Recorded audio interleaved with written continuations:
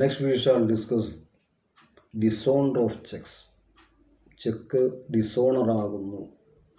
പേയ്മെൻറ്റിന് കൊടുക്കുന്ന ഒരു ചെക്കിൻ്റെ മേൽ പേയിങ് ബാങ്കർ പേയ്മെൻറ്റ് റിഫ്യൂസ് ചെയ്ത് കഴിഞ്ഞാൽ ആ ചെക്കിൻ്റെ ഡിസോണർ ആകും. അപ്പോൾ ഡിസോണർ എന്ന് പറഞ്ഞാൽ എന്താ? Dishonour means refusal by a pay bank to make the payment when a check is presented for payment. Or we can say check is said to be dishonored when its payment is denied by the paying banker on presentation.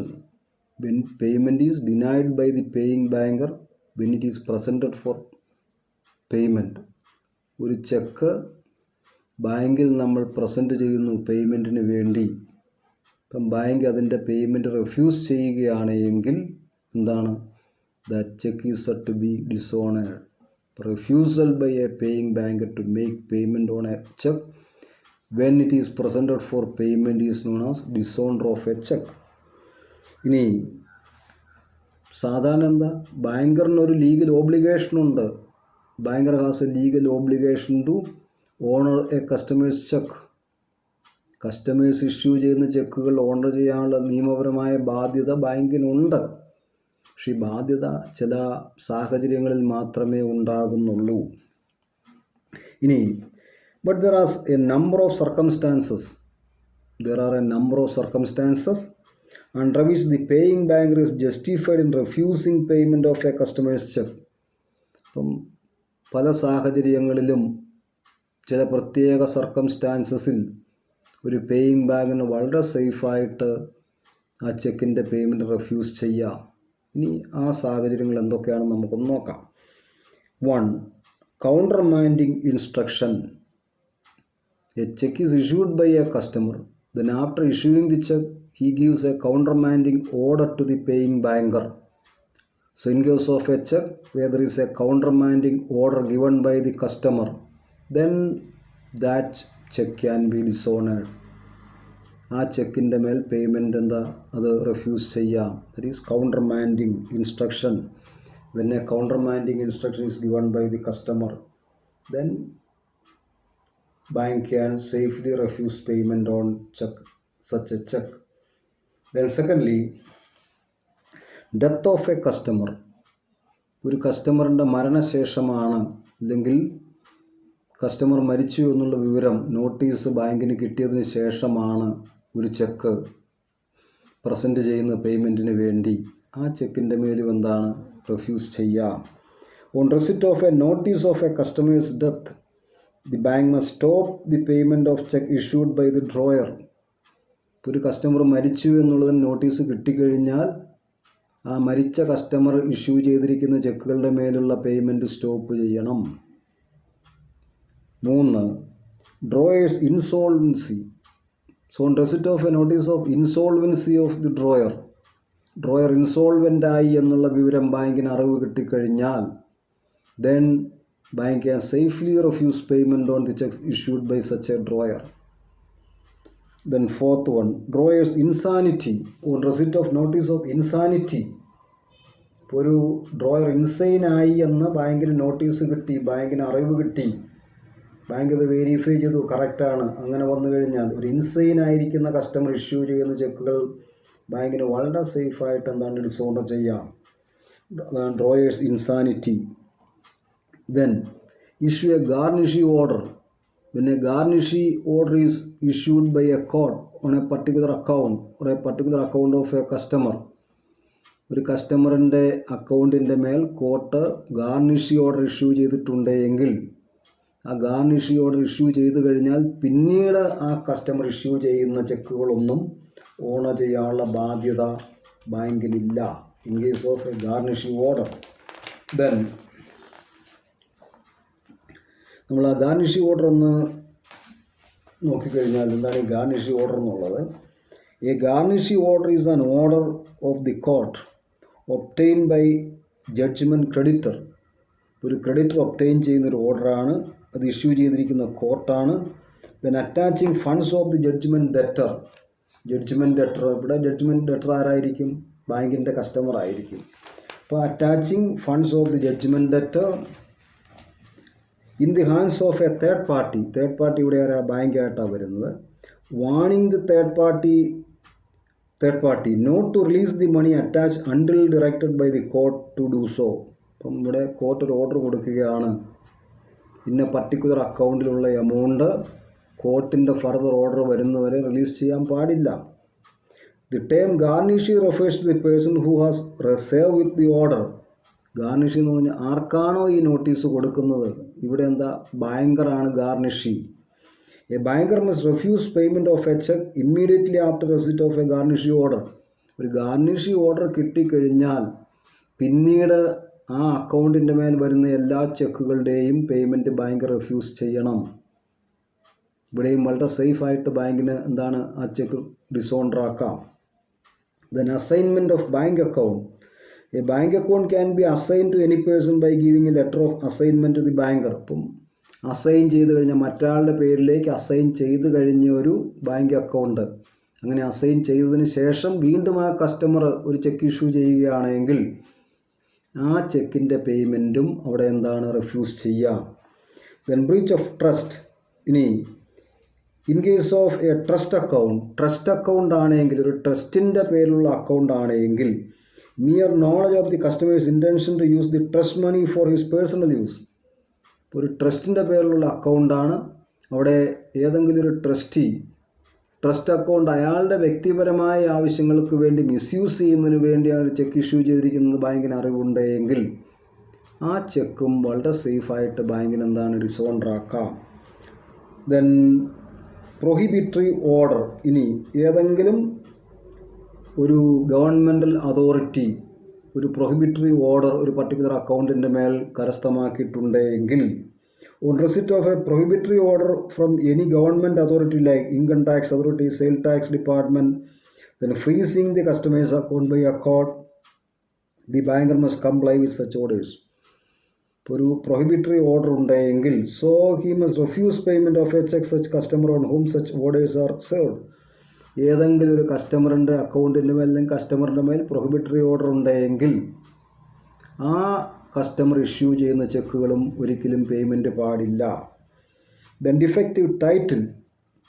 ഞാൻ കസ്റ്റമറിൻ്റെ title defective ആണെങ്കിൽ, if a party presenting a cheque for payment has no title or defective title, the bank refuse to pay such a cheque. ഏത് പാർട്ടിയാണോ ഈ check പേയ്മെൻറ്റിന് കൊടുക്കുന്നത് അയാളുടെ title defective ആണ് എന്ന് ബാങ്കിന് സംശയമുണ്ട്, അല്ലെങ്കിൽ അയാൾക്ക് ടൈറ്റിൽ ഇല്ല, അയാൾക്ക് ഇതിൻ്റെ ഉടമസ്ഥാവകാശം ഇല്ല, is not a genuine holder. അപ്പം അങ്ങനെ ബാങ്കിന് ബോധ്യമുണ്ടെങ്കിലും എന്താണ് അവിടെ ആ ഡിസോണർ ആക്കാം, പേയ്മെൻറ്റ് റെഫ്യൂസ് ചെയ്യാം. For instance, a person who brings a cheque which has countermanded or forge has no title to it. അപ്പം കൗണ്ടർമാൻഡ് ചെയ്തിരിക്കുന്നു അല്ലെങ്കിൽ ഫോർജ്ഡ് ആണ് എങ്കിൽ അതിൻ്റെ പേരിൽ എന്താ യാതൊരു ടൈറ്റിലും ഇല്ല. അപ്പം അങ്ങനെ പ്രോപ്പർ ടൈറ്റിൽ ഇല്ലാതെ പ്രസൻറ്റ് ചെയ്യുന്ന ചെക്കുകളെല്ലാം എന്താണ് അതിൻ്റെ പേയ്മെൻറ്റ് റെഫ്യൂസ് ചെയ്യാം, അത് സേഫ്ലി ഡിസോണർ ആയിക്കോളും.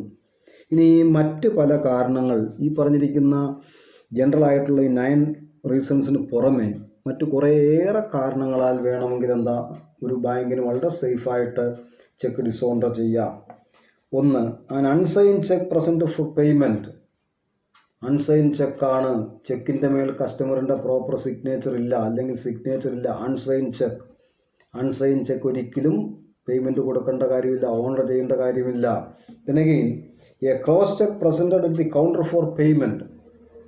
ക്രോസ് ചെയ്ത ചെക്ക് കൗണ്ടറിൽ പേയ്മെൻറ്റിന് വേണ്ടി കൊണ്ടുവന്നു കഴിഞ്ഞാൽ, പ്രസൻറ്റ് ചെയ്ത് കഴിഞ്ഞാൽ, the bank need not make the payment. Cross cheque cannot be paid or payment should not be made across the counter in case of a cross check. In case of a cross check, the payment can be made only through a bank. അവിടെ ആ crossing വന്നു കഴിയുമ്പോൾ പാർട്ടിക്കാരുടെ intention തന്നെ അതാണ്. Payment should not be made across the counter, the payment should be made only through a bank. അങ്ങനെ ഒരു cross cheque കൗണ്ടറിൽ payment നടത്തി കഴിഞ്ഞാൽ ആ payment will not be a payment in due course, അവിടെ ബാങ്കിൻ്റെ പ്രൊട്ടക്ഷൻ പോകും.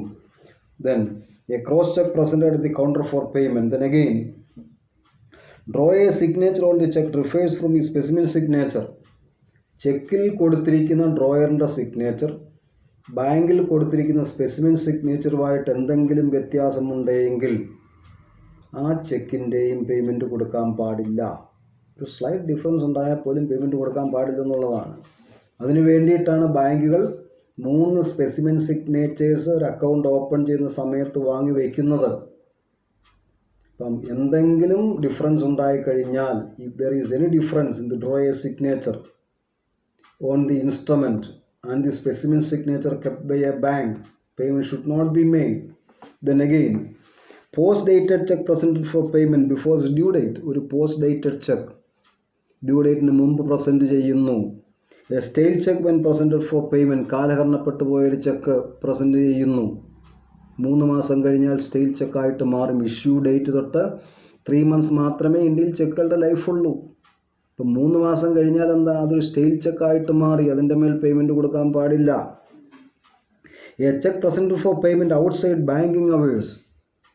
ബാങ്കിൻ്റെ നോർമൽ വർക്കിംഗ് അവേഴ്സിന് ശേഷമാണ് പ്രസൻറ്റ് ചെയ്യുന്നതെങ്കിൽ, ഇപ്പം കേരളത്തിലെ അല്ലെങ്കിൽ നമ്മുടെ ഇന്ത്യയിലെ ബാങ്കുകളുടെ വർക്കിംഗ് ടൈം 10 to 4, 4 മണിക്ക് ശേഷം പ്രസൻറ്റ് ചെയ്ത് കഴിഞ്ഞാൽ പേയ്മെൻറ്റ് കൊടുക്കാനുള്ള ബാധ്യതയില്ല. ആ വർക്കിംഗ് അവേഴ്സിൽ തന്നെ വേണം പ്രസൻറ്റ് ചെയ്യാനായിട്ട്. A cheque presented for payment outside banking hours. Then again, amount of the cheque in words and figures differ. ചെക്കിൽ എഴുതിയിരിക്കുന്ന എമൗണ്ട് വാക്കിലും സംഖ്യയിലും അക്കത്തിലും അക്ഷരത്തിലും വേർഡ്സ് ആൻഡ് ഫിഗേഴ്സ് ഡിഫർ. എന്തെങ്കിലും വ്യത്യാസമുണ്ടെങ്കിൽ, ഈവൻ മൈന്യൂട്ട് ഡിഫറൻസ്, അത് പേയ്മെൻറ്റ് കൊടുക്കാൻ പാടില്ല. ഇനി ചില ബാങ്കുകൾ കസ്റ്റമറെ മീറ്റ് ചെയ്തിട്ട് അല്ലെങ്കിൽ വെരിഫിക്കേഷൻ ഒരു ക്ലിയറൻസ് വാങ്ങി കൊടുക്കാറുണ്ട്. Then if the cheque is not drawn in proper form. ചെക്കുകൾ ഡ്രോ ചെയ്യാൻ പ്രോപ്പർ ഫോമുണ്ട്. ബാങ്കുകൾ കസ്റ്റമേഴ്സിന് ചെക്ക് ബുക്കും അതിൻ്റെ ഫോമും എല്ലാം കൊടുക്കും. ആ ചെക്ക് ബുക്കിലെ ഫോമിൽ തന്നെ വേണം ഇത് പ്രസൻറ്റ് ചെയ്യാനായിട്ട്. Then a cheque which is materially ഓൾട്ടറേഡ്.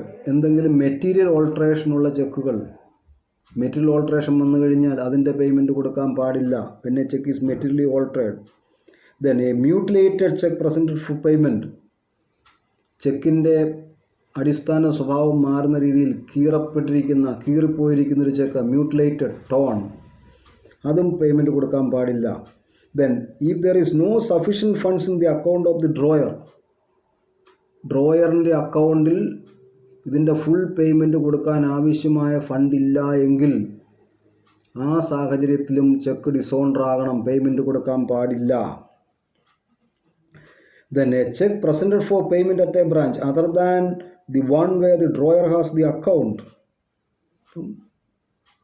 ഇനി ഡ്രോയറിന് അക്കൗണ്ട് ഉള്ള ബ്രാഞ്ചിൽ മാത്രമേ ചെക്ക് പ്രസൻറ്റ് ചെയ്യാൻ പാടുള്ളൂ. ഇപ്പോൾ ഈ ഒരു ഇത് മാറിയിട്ടുണ്ട്. ഇപ്പം ചെക്കിൻ്റെ അടിയിൽ കാണും payable at all branches. Payable at all branches അങ്ങനെയുള്ള ചെക്കുകളാണെങ്കിൽ ഏത് ബ്രാഞ്ചിൽ വേണമെങ്കിലും പേയ്മെൻറ്റ് കിട്ടും. ഇനി അതല്ലാത്ത ചെക്കുകളാണെങ്കിൽ ഏത് ബ്രാഞ്ചിലാണോ ഡ്രോ ചെയ്തിരിക്കുന്നത് ആ ബ്രാഞ്ചിൽ തന്നെ അതിൻ്റെ പേയ്മെൻറ്റിന് വേണ്ടി പ്രസൻറ്റ് ചെയ്യണം. ഇപ്പോൾ നോർമലി എല്ലാ ചെക്കുകളും പേയബിൾ അറ്റ് ഓൾ ബ്രാഞ്ചസ് എന്ന് സ്റ്റാമ്പ് ചെയ്തിട്ടാണ് വരുന്നത്. അങ്ങനെയുള്ളത് എന്താ, ആ ബാങ്കിൻ്റെ ഏത് ബ്രാഞ്ചിൽ വേണമെങ്കിലും നമുക്ക് പ്രസൻറ്റ് ചെയ്ത് പേയ്മെൻറ്റ് വാങ്ങാം. A joint account to be operated by all jointly and the cheque is not signed by all the joint account holders. ഇനി 3 പേരുടെ പേരിൽ ഒരു ജോയിൻ്റ് അക്കൗണ്ട് ഉണ്ട്. ഒന്നിലധികം ആൾക്കാർ ഒന്നിച്ചെടുക്കുന്ന അക്കൗണ്ടാണ് ജോയിൻ്റ് അക്കൗണ്ട്. ഇനി ഈ ജോയിൻ്റ് അക്കൗണ്ട് എടുത്തപ്പോൾ കൊടുത്തിരിക്കുന്ന മാൻഡേറ്റ് എന്താ, it must be operated jointly by all the joint account holders. അപ്പം അങ്ങനെയാണ് എങ്കിൽ ആ ചെക്കിൽ 3 അക്കൗണ്ട് ഹോൾഡേഴ്സ് ഉണ്ടെങ്കിൽ 3 പേരുടെയും സിഗ്നേച്ചർ വേണം. അതിൽ ഒരാളുടെ സിഗ്നേച്ചർ മിസ്സിങ് ആണെങ്കിൽ അതിൻ്റെ പേയ്മെൻറ്റ് കൊടുക്കേണ്ട കാര്യമില്ല. ഇനി ഈ ഒരു അക്കൗണ്ടിൻ്റെ ഓപ്പറേഷന് വേണ്ടി ഏതെങ്കിലും ഒരാളെ നോമിനേറ്റ് ചെയ്തിട്ടുണ്ടെങ്കിൽ അയാളുടെ സിഗ്നേച്ചർ മതി. അപ്പോൾ അത് ആ അക്കൗണ്ട് ഓപ്പൺ ചെയ്യുമ്പോൾ ബാങ്കുമായിട്ടുള്ള ടേംസ് ആൻഡ് കണ്ടീഷൻ അനുസരിച്ചാണ്. Then if the endorsement on the cheque is found irregular, endorsement regular അല്ല, പ്രോപ്പർ അല്ല എങ്കിൽ പേയ്മെൻറ്റ് കൊടുക്കേണ്ട കാര്യമില്ല. Then if a cheque birds an incomplete or an impossible date, ഒരു ഇമ്പോസിബിൾ ഡേറ്റ് കൊടുത്തിരിക്കുകയാണെങ്കിൽ ഇൻകംപ്ലീറ്റ് ഡേറ്റ് ആണ്, date കൃത്യമായിട്ട് mention ചെയ്തിട്ടില്ല എങ്കിൽ അതിൻ്റെ ആ പേയ്മെൻറ്റിൻ്റെ അല്ലെങ്കിൽ ആ ഡ്രോ ചെയ്തിരിക്കുന്ന ഡേറ്റ് പ്രോപ്പർ അല്ല എങ്കിൽ അങ്ങനെ വന്നിരിക്കുന്ന ചെക്കുകളുടെയും പേയ്മെൻറ്റ് കൊടുക്കേണ്ട സാഹചര്യമില്ല. ഇതെല്ലാം എന്താണ്, ഒരു ബാങ്കർക്ക് എപ്പോഴൊക്കെയാണ് വളരെ സേഫായിട്ട് പേയ്മെൻറ്റ് റെഫ്യൂസ് ചെയ്യാവുന്നത്. The circumstances under which a banker can എന്താണ് refuse the payment of a cheque, dishonour of a cheque, അതാണ് ഏതൊക്കെ സാഹചര്യങ്ങളിലാണ്. ദെൻ ഇനി ഒരു ചെക്ക് ഡിസോണർ ആയിക്കഴിഞ്ഞാൽ സാധാരണ ബാങ്കുകൾ കസ്റ്റമറിന് ആൻസർ കൊടുക്കും, പ്രസൻറ്റ് ചെയ്യുന്ന ആൾക്ക് ആൻസർ കൊടുക്കും. വൈ ഇറ്റ് ഈസ് ഡിസോണേഡ്, എന്തുകൊണ്ടാണ് ഈ ചെക്കിൻ്റെ പേയ്മെൻറ്റ് റിഫ്യൂസ് ചെയ്യുന്നത്. Why it is dishonoured, why the payment is refused by the bank. അതാണ് answers in case of dishonour. സാധാരണഗതിയിൽ ബാങ്ക് വന്നു കഴിഞ്ഞാൽ അത് റിട്ടേൺ മെമ്മോയോട് കൂടി ഈ ചെക്ക് തിരിച്ചു കൊടുക്കുക ചെയ്യുന്നത്. അവിടെ കാരണം മെൻഷൻ ചെയ്യും. ഈ ഒരു സാഹചര്യത്തിൽ അല്ലെങ്കിൽ ഈ പ്രത്യേക കാരണങ്ങളാൽ ഇതിൻ്റെ പേയ്മെൻറ്റ് സാധ്യമല്ല. അപ്പം അത് സാധാരണ കൊടുക്കുന്ന ജനറൽ ആയിട്ടുള്ള ആൻസേഴ്സ് എന്തൊക്കെയാണ്? Generally the answers given by a banker on a slip is very brief. വളരെ ബ്രീഫായിട്ടൊരു സ്ലിപ്പാണ് കൊടുക്കുന്നതിൻ്റെ ആൻസർ കൊടുക്കുന്നത്. 1. Refer to drawer. ഇപ്പം എന്താ, ആരാണോ നിങ്ങൾക്ക് ചെക്ക് തന്നിരിക്കുന്നത് അവരെ തന്നെ വീണ്ടും കൺസൾട്ട് ചെയ്യുക. അപ്പം when there is something wrong in the cheque, ചെക്കിൻ്റെ മേൽ എന്തെങ്കിലും ഒരു റോങ് ആയിട്ടുള്ള കാര്യമുണ്ട്. ചിലപ്പോൾ എന്താണ്, എന്തെങ്കിലും സിഗ്നേച്ചർ പ്രോപ്പർ അല്ലായിരിക്കും, അല്ലെങ്കിൽ സഫീഷ്യൻ്റ് അക്കൗണ്ട് ഇല്ല. അപ്പം അങ്ങനെ വരുന്ന സാഹചര്യങ്ങളിൽ എന്താ ചെയ്യുന്നത്, സഫീഷ്യൻ്റ് ആയിട്ടുള്ള ബാലൻസ് ആ അക്കൗണ്ടിൽ ഇല്ല. അപ്പോൾ അതെന്താ, റെഫർ ടു ദി ഡ്രോയർ. ആരാണോ നിങ്ങൾക്ക് ഈ ചെക്ക് തന്നത് അവരുമായിട്ട് ബന്ധപ്പെടുക. പേയ്മെൻറ്റ് ബാങ്ക് കൊടുക്കില്ല. Refer to drawer. Then not sufficient balance, ആവശ്യത്തിന് ബാലൻസ് ഇല്ല എങ്കിൽ no sufficient fund or balance. ഒരു ചെക്ക് ഇഷ്യൂ ചെയ്തു, 10,000 രൂപയുടെയാണ് ചെക്ക്. ഈ ഇഷ്യൂ ചെയ്തിരിക്കുന്ന ഡ്രോയറിൻ്റെ അക്കൗണ്ടിൽ ഒരു 5,000 രൂപയേ ഉള്ളൂ, അല്ലെങ്കിൽ 9,000 രൂപയേ ഉള്ളൂ. ഇപ്പോൾ സഫീഷ്യൻറ്റ് ഫണ്ട് ഇല്ല എങ്കിൽ അത് ഡിസോണർ ആകും. പാർഷ്യൽ പേയ്മെൻറ്റ് ഒരിക്കലും ചെക്കിൻ്റെ മേൽ വരുന്നില്ല. Must be paid in full. 10,000 രൂപയുടെ ചെക്ക് ഇഷ്യൂ ചെയ്ത് കഴിഞ്ഞാൽ 10,000 രൂപയും വേണം, ബാലൻസ് വേണം. ഇല്ല എങ്കിൽ അതിൻ്റെ പേയ്മെൻറ്റ് റിഫ്യൂസ് ചെയ്യും. ഇപ്പം നോ സഫീഷ്യൻറ്റ് ഫണ്ട്, ആവശ്യത്തിന് ഫണ്ട് ഇല്ല എങ്കിൽ, ക്രെഡിറ്റ് ബാലൻസ് ഇല്ല എങ്കിൽ അത് റിഫ്യൂസ് ആകും. ഇപ്പോൾ റിഫ്യൂസ് ചെയ്യുമ്പോൾ ബാങ്ക് കൊടുക്കുന്ന മറുപടി എന്താണ്, not sufficient balance of fund, അല്ലെങ്കിൽ അക്കൗണ്ടിൽ ആവശ്യത്തിന് പണമില്ല, അതുകൊണ്ട് ഇതിൻ്റെ പേയ്മെൻറ്റ് റിഫ്യൂസ് ചെയ്യുന്നു. Then endorsement irregular. When a check is presented for payment, if the bank notices that its endorsement is not regular, then the bank will disown the check by giving an answer, endorsement irregular.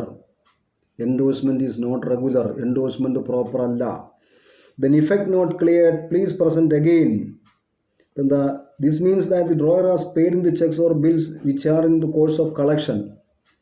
ഒരു account holder ചെക്കോ ബില്ലോ കളക്ഷന് വേണ്ടി കൊടുത്തിട്ടുണ്ട്. ഇങ്ങനെ കൊടുത്തിരിക്കുന്ന ചെക്കോ ബില്ലോ collect ചെയ്ത് കിട്ടിയിട്ടില്ല. അത് collect ചെയ്ത് കിട്ടുകയാണെങ്കിൽ ഈ ചെക്കിൻ്റെ പേയ്മെൻറ്റ് കൊടുക്കാമായിരുന്നു. അപ്പോൾ അവിടെ പറയുന്നത്, effects not clear please present again. അപ്പോൾ ഒരു നിശ്ചിത ദിവസം കഴിഞ്ഞതിൻ്റെ പേയ്മെൻറ്റ് നടത്താനായിട്ട് ബാങ്ക് ഇൻസ്ട്രക്ഷൻ കൊടുക്കും. കസ്റ്റമർ കളക്ഷന് കൊടുത്തിരിക്കുന്ന ചെക്കോ അല്ലെങ്കിൽ ബിൽസോ ഒക്കെ കളക്ട് ആയിക്കഴിഞ്ഞാൽ സഫീഷ്യൻറ്റ് ഫണ്ട് ഉണ്ടാകും. അങ്ങനെ സഫീഷ്യൻറ്റ് ഫണ്ട് ഉണ്ടാകുമ്പോൾ ഇതിൻ്റെ പേയ്മെൻറ്റ് കൊടുക്കാം. അപ്പോൾ അവിടെ ആൻസർ കൊടുക്കുന്നത്, effects not clear please present again. ഒരു ടൈം പറയും, നിങ്ങൾ ഇന്ന ദിവസം കഴിയുമ്പോൾ പ്രസൻറ്റ് ചെയ്യുക. Then not arrange for. It means that the cheque has been drawn against an overdraft which has not been sanction by the banker. ഇപ്പം banker ഒരു overdraft sanction ചെയ്യും എന്നൊരു വിശ്വാസത്തിലാണ് ചെക്ക് ഇഷ്യൂ ചെയ്തിരിക്കുന്നത്. പക്ഷേ bank ആ over draft sanction ചെയ്തിട്ടില്ല. അവിടെ പറയുന്നത്, not arrange for. Sufficient fund is not arrange for. ആവശ്യത്തിന് ഫണ്ട് അറേഞ്ച് ചെയ്തിട്ടില്ല. Overdraft is not sanction by the banker. Then exceeds arrangement. ഇനി ബാങ്കുമായിട്ട് ഓവർ ഡ്രാഫ്റ്റ് ഫെസിലിറ്റി ഉണ്ട്. പക്ഷേ ഓവർ ഡ്രാഫ്റ്റ് ഫെസിലിറ്റിയെക്കാളും കൂടുതൽ എമൗണ്ടിനാണ് ഒരു ചെക്ക് കൊടുക്കുന്നതെങ്കിൽ, ഇപ്പം 10,000 രൂപയുടെ ഓവർ ഡ്രാഫ്റ്റ് ഉണ്ട്, പക്ഷേ ഒരു 11,000 രൂപയുടെയോ 15,000 രൂപയുടെയോ ചെക്കാണ് കൊടുക്കുന്നതെങ്കിൽ അവിടെയും പേയ്മെൻറ്റ് റിഫ്യൂസ് ആകും. അവിടെ ആൻസർ കൊടുക്കുന്നത് എക്സീഡ്സ് അറേഞ്ച്മെൻറ്റ്. ഇപ്പോൾ ബാങ്കുമായിട്ടുള്ള അറേഞ്ച്മെൻറ്റ് വെച്ച് 10,000 ഓവർ ഡ്രാഫ്റ്റ് ഉണ്ടെങ്കിൽ 10,000 10,000 ഓവർ ഡ്രാഫ്റ്റ് വരുന്ന രീതിയിലേ അറേഞ്ച് ചെയ്യാൻ പാടുള്ളൂ. അതിൽ കൂടിക്കഴിഞ്ഞാൽ പേയ്മെൻറ്റ് റിഫ്യൂസ് ചെയ്യും. Then drawer decease. ഡ്രോയർ മരിക്കുകയാണെങ്കിൽ ഡ്രോയർ ഡിസീസ്, ഡ്രോ ചെയ്തിരിക്കുന്നയാൾ മരിച്ചു, drawer decease. It means that the cheque is drawn before the customer's death but presented after his death. ഈ ചെക്ക് കസ്റ്റമർ മരിക്കുന്നതിന് മുമ്പാണ് ഡ്രോ ചെയ്തത്, പക്ഷേ ഇത് പേയ്മെൻറ്റിന് പ്രസൻറ്റ് ചെയ്തിരിക്കുന്ന കസ്റ്റമർ മരിച്ചു കഴിഞ്ഞാണെങ്കിൽ അവിടെ പേയ്മെൻറ്റ് റിഫ്യൂസ് ആകും. ബാങ്ക് കൊടുക്കുന്ന ആൻസർ എന്തായിരിക്കും, drawer deceased. Then words and figures differ. ഈ ചെക്കിലെ വാക്കുകൾക്ക് വ്യത്യാസം വന്നിട്ടുണ്ടെങ്കിൽ അത് മെൻഷൻ ചെയ്യും. ഇവിടെ നമുക്കെന്തായി ഏതൊക്കെ സാഹചര്യങ്ങളിൽ ബാങ്കിന് സേഫായിട്ട് ഒരു ചെക്ക് ഡിസോണർ ആകാം, ആ സാഹചര്യങ്ങളാണ് ബാങ്ക് അവിടെ മെൻഷൻ ചെയ്യുന്നത്. പിന്നെ ഇന്ന കാരണങ്ങളാലാണ് നിങ്ങളുടെ ചെക്ക് ഡിസോണർ ആയിരിക്കുന്നത്. Words and figures differ. ആ ചെക്കിൻ്റെ മേലുള്ള വാക്കുകളിലുള്ളതും അല്ലെങ്കിൽ അക്ഷരവും അക്കവും തമ്മിൽ വ്യത്യാസം വരുന്നു. അപ്പം വേഴ്സ് ആൻഡ് ഫിഗർ ഡിഫർ. കാരണം എഴുതി വെക്കും, ഈ കാരണം കൊണ്ടാണ് ചെക്ക് ഡിസോണർ ആയിരിക്കുന്നത്. Irregularity drawn require confirmation. ഈ ചെക്ക് എന്താണ്, അത് എല്ലാ റിക്വയർമെൻറ്റ്സും ഫുൾഫിൽ ആയിട്ടില്ല, കൺഫർമേഷൻ ആവശ്യമുണ്ട്. ഇറഗുലാരിറ്റി ഡ്രോൺ അല്ലെങ്കിൽ ഇറഗുലർലി ഡ്രോൺ, പ്രോപ്പറായിട്ടല്ല ഡ്രോ ചെയ്തിരിക്കുന്നത്, that require confirmation. Then full cover not received. Full cover not received. Cheque ഫുള്ളായിട്ട് ഓണർ ചെയ്യാനുള്ള അക്കൗണ്ട് ബാലൻസ് ഇല്ല. ഇപ്പോൾ ഒരു 10,000 രൂപയുടെ ചെക്ക് കൊടുത്തു, 9,500 രൂപയെ അക്കൗണ്ടിൽ ക്രെഡിറ്റ് ബാലൻസ് ഉള്ളൂ. അത് റെഫ്യൂസ് ചെയ്യും, അത് ഡിസോണർ ആകും. പക്ഷെ ബാങ്ക് കൊടുക്കുന്ന ആൻസർ എന്താ, ഫുൾ കവർ നോട്ട് റിസീവ്ഡ്. അപ്പം കൃത്യമായിട്ട് ഒരു ചെക്കിൻ്റെ പേയ്മെൻറ്റ് ഒരിക്കലും പാർഷ്യലാകാൻ പറ്റില്ല. ഇപ്പോൾ 10,000 രൂപയാണ് ഇഷ്യൂ ചെയ്യുന്നതെങ്കിൽ 10,000 രൂപയിൽ കൂടുതൽ ക്രെഡിറ്റ് ബാലൻസ് ആ അക്കൗണ്ടിൽ ഉണ്ടാകണം. എങ്കിൽ മാത്രമേ ബാങ്ക് അതിൻ്റെ മേൽ പേയ്മെൻറ്റ് കൊടുക്കുകയുള്ളൂ. Cheque cannot be paid partially. ഇപ്പോൾ ഒരു 10,000 രൂപയുടെ ചെക്ക് കൊടുത്തു, 9,000 രൂപ അക്കൗണ്ടിലുണ്ടെങ്കിൽ ഈ 9,000 കൊടുത്തിട്ട് ബാക്കി പിന്നീട് വാങ്ങിക്കൊള്ളാൻ പറയുന്ന അറേഞ്ച്മെൻ്റ് ഇല്ല. അപ്പോൾ ആ ഫുള്ളായിട്ട് പേയ്മെൻറ്റ് കൊടുക്കാനുള്ള ബാലൻസ് ഉണ്ടെങ്കിൽ മാത്രമേ ഒരു ചെക്ക് അത് ഓണർ ആവുകയുള്ളൂ. പറഞ്ഞിരിക്കുന്ന 10 എന്താണോ, ഒരു ചെക്ക് ഡിസോണർ ആയിക്കഴിഞ്ഞാൽ നോർമലി ആ ഡിസോണർ ആകുന്നതിൻ്റെ കാരണങ്ങളായിട്ട് ബാങ്ക് കൊടുക്കുന്ന റീസൺസാണ് നമ്മൾ ഈ പറഞ്ഞിരിക്കുന്ന 10 കാരണങ്ങൾ. അപ്പം എപ്പോൾ വേണമെങ്കിലും എന്താ, ഈ സാഹചര്യങ്ങളിൽ ഒരു ചെക്ക് ഡിസോണർ ആകാം. ഡിസോണർ ആയിക്കഴിഞ്ഞാൽ ബാങ്ക് കൃത്യമായിട്ട് ആൻസർ കൊടുക്കും. ഇനി if the dishonour is not proper, dishonour proper അല്ല, റോങ്ഫുൾ ഡിസോണർ ആണ് എങ്കിൽ, when there is sufficient fund, ആവശ്യത്തിന് ഫണ്ടുണ്ട്, ഈ ഇൻസ്ട്രുമെൻറ്റ് പ്രോപ്പറായിട്ടാണ് ഡ്രോ ചെയ്തിരിക്കുന്നതെങ്കിൽ അത് ഓണർ ചെയ്യാനുള്ള ലീഗൽ ഓബ്ലിഗേഷൻ ബാങ്കിനുണ്ട്. ഇനി ഒരു തെറ്റായ റോങ്ഫുൾ ആയിട്ടുള്ള ഡിസോണറാണ് വരുന്നതെങ്കിൽ bank will be liable to pay compensation.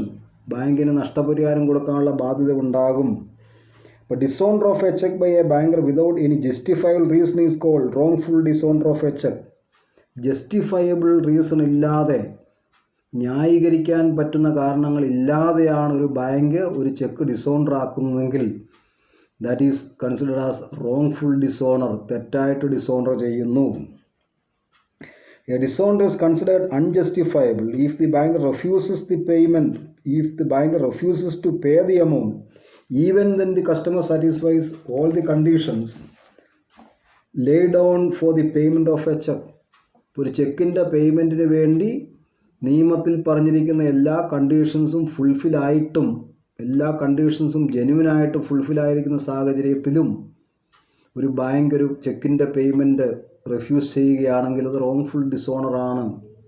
ഒരു റോങ്ഫുൾ ഡിസോണറിലൂടെ കസ്റ്റമറിന് എന്തെങ്കിലും നഷ്ടമുണ്ടായിക്കഴിഞ്ഞാൽ അത് നികത്തി കൊടുക്കാനുള്ള ബാധ്യത ബാങ്കുകൾക്കുണ്ടാകും. In case of wrongful dishonour the customer can claim damages from the bank. ബാങ്കിൽ നഷ്ടപരിഹാരം, കോമ്പൻസേഷൻ ക്ലെയിം ചെയ്യാം. സോ നമുക്ക് section 31 of the negotiable instruments act 1881 provides that the drawee of a check having sufficient funds of the drawer in his hands, drawee of a check having sufficient funds of the drawer in his hands. drawee എന്താ, ചെക്കിൻ്റെ drawee എല്ലായ്പ്പോഴും ആരാണ്, bank ആയിരിക്കും. having sufficient funds of the drawer in his hands, properly applicable for the payment of such check. ആ ചെക്കിൻ്റെ പേയ്മെൻറ്റിന് വേണ്ടി properly applicable ആയിരിക്കുന്ന ആവശ്യത്തിന് fund ഉണ്ട് എങ്കിൽ must pay the check when duly required to do so.